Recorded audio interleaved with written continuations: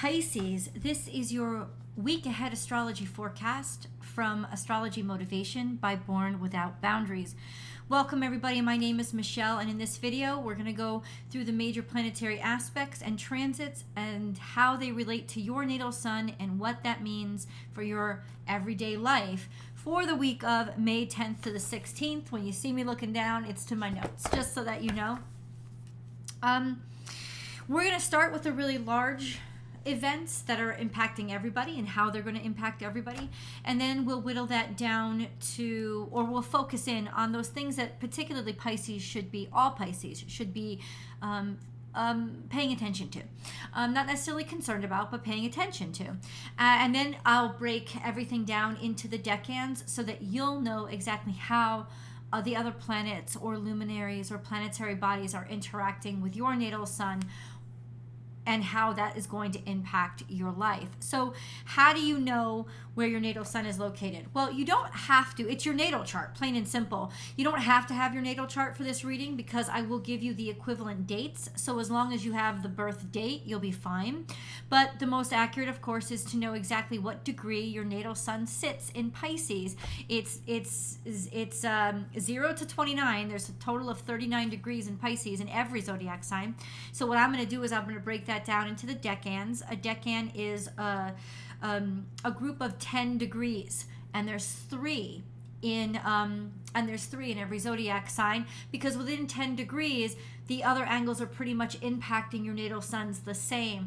Over 10 degrees it's totally different. So I'm going to estimate and be as close as possible. It's best to get your natal chart, but I mean, I think most of you already have it. I'm just assuming, but it's easy to get it. You can just search it, free natal chart. It's free, you don't have to pay anything. You do have to know your birth date, time, and place. That's all on your birth certificate, but you plug that information in and it spits it right out for you. So let's get into the big events. So there's no big transits this week, though there is one big event, and that is Mercury goes direct on the 15th. Mercury will go direct, I think it's at 5 degrees. 5 degrees Taurus. That's an estimate, I'm thinking. What does that mean? Well, honestly, when Mercury goes direct, you can still feel it in retrograde. It's going to take like 5 days to 7 days from the 15th for Mercury to really get its momentum back and be moving at its normal speed in the moving forward in the right direction. So I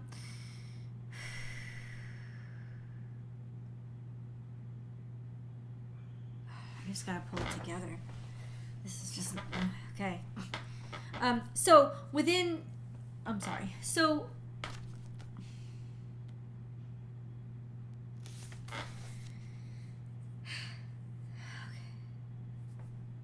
Mercury is going direct in Taurus, and what does that mean? Basically, for this week, it's going to feel the same. You're going to feel Mercury retrograde all the way out to the 20th or 22nd. It's just how it is. And sometimes this tail end, after it starts going direct again, is pretty intense. It's even more intense than the retrograde itself. So just know that, yay, it's direct, but it's going to take some time to get back its momentum. So that could take about a week. It's basically post-stationary on the 15th, which means it stopped retrograding or appearing like it's moving backwards. And from this point on, it will start moving forwards, but that momentum still has to catch up. And I always describe it as a Mercury retrograde, any retrograde, as a dog, right? The beginning of it, or the days right before, is really, really harsh, like the dog's bite. And then the dog's body may be itchy and scratchy and irritating, but it's not really that hard to contend with.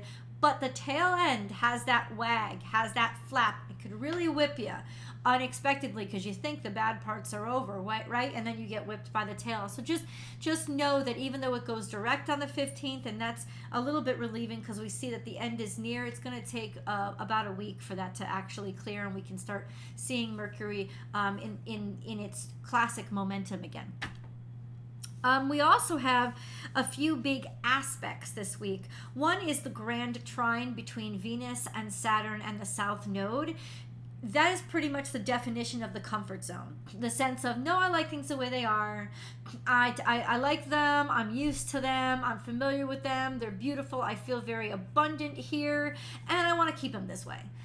So simultaneously, what's going on is a grand square or a grand cross, because we have Pluto square to Jupiter, Jupiter square to Mars, Pluto in opposition to Mars, and Jupiter in opposition to the South Node because it's conjunct the North Node. The fact that we're talking about these nodes means that we're trying to push things in the direction of where Jupiter is. Let's expand our capabilities for the future. Let's go into the future. But ultimately, there is that comfort zone that we're going to have to contend with this week as well. It is a very potent mixture between Pluto, Jupiter, and Mars right now, for the next 2 weeks especially, though the square between Jupiter and Pluto won't clear up or won't clear until the 15th of June. This is a relentless energy that can get ruthless at times, depending on what it's contending with. And ultimately, Mercury's just starting to come out of retrograde. I think it can churn up a lot of shit, to be honest with you. So this week into next week, I feel like there's a lot of stuff that's going to come up and maybe even blow out, just to let you know. What else I want to go over? Oh, that's right. So let's get into the things that you guys should be focused on. We've already talked a little bit about it because Jupiter is your traditional ruler. And it is square to Pluto, square to Mars, conjunct the North Node, and opposite the South Node. This means we want to grow out into our future, and we want to do it quickly, but we're really frustrated. The changes are frustrating us. There's challenges that we have that we're facing because people don't want it to be permanent, or because just the intensity is a little bit too much for people right now. Insult to injury, there's a square to Mars with Jupiter as well. This is a relentless energy. Like I said, a sense of growing too fast or getting ahead of yourself and not trusting the momentum to push itself forward. So we've got to sort of pray and calm ourselves down and allow God to guide us. Faith is essential right now. And then you have Neptune, and Neptune is your modern ruler, and Neptune is trine to Mars and sextile to Pluto. Now, it's sextile to Pluto is going to last till like 2035. So this is a generational shift that is happening, bringing in things out of the dream world that nobody has conceived of before, a change into the nebulous or things that we once only thought were fantastical. Also, anything between Pluto and Neptune is of God. It's very much the God space. It's very much divine, and it's faith-based. It's psychic, it's spiritual, it's magical and mystical. So it's almost like that could be on the rise right now, if that means anything at all. Neptune for this week, or maybe into next, is trine to Mars, which means that we're taking action on our creativity. We're inspired. We're motivated by our inspiration. So that's a very nice energy for creating in. And you will definitely feel that because Neptune is in Pisces, and it's conjunct to everybody who's a Pisces 3. So let's go into the decan, shall we?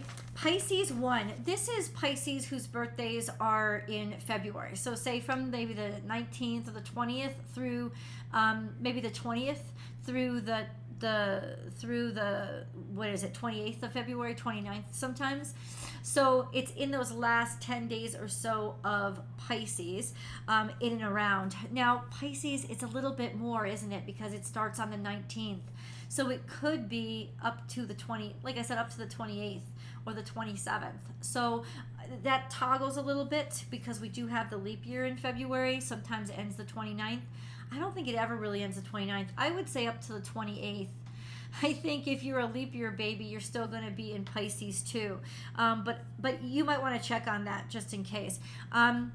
So between, say, the 19th and the 27th, definitely, probably the 28th of February, is Pisces 1. Your natal suns are conjunct to Saturn. So you will be feeling this trine to Venus. Very, very happy. I wrote this down. Happy where you are. Conversations open to opportunities for you, but not really open to moving. You kind of want to put things in reverse and slow things down, because you're sextile to Mercury retrograde. You want things to slow down. You want there to be a sense of stagnation because you are content where you are, or there is a sense of contentment, especially when it comes to financial situations or family situations.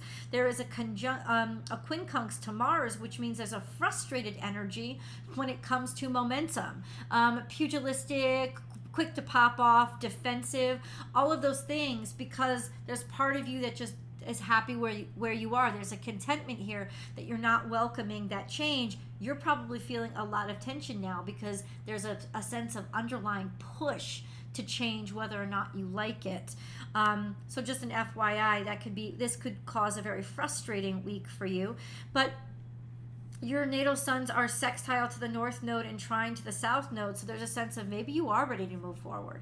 Maybe you are ready to move in. You're comfortable with yourself enough to look forward to the future. So if that's where you're at, this is still going to feel tense because of Jupiter and Pluto. This sense of something outside of you is about to pop off. And it's true, you can't predict the unknown, but you can be but you know what's already happened, right? So there's still that trine to the south node but I can feel comfortable with me. Even though I can't predict the future, I can feel comfortable with where I'm at. So that might be a very grounding energy for you. A very grounding energy for you for this week. How do Pisces ground themselves? Go to the water. Go to the water, especially by the ocean. Not just still water, I would say, not a rapids or anything, but one that you could safely put your feet in or wade in or swim around in.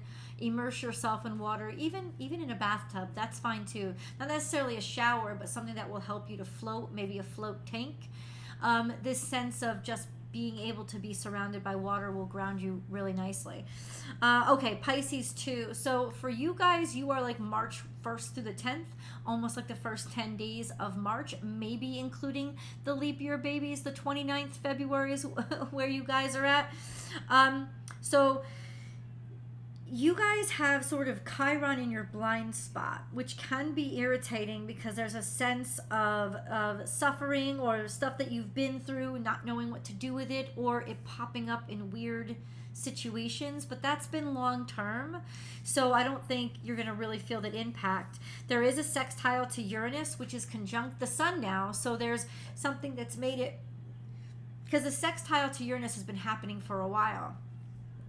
Opportunities that come up in weird places that you've never thought that you would be interested in, or suddenly you're interested in things that you'd never been interested in before. This is a sextile to Uranus. These will provide you with the best opportunities, the brightest and most fun, curious, ingenuitive, and inventive. This is really progressive energy.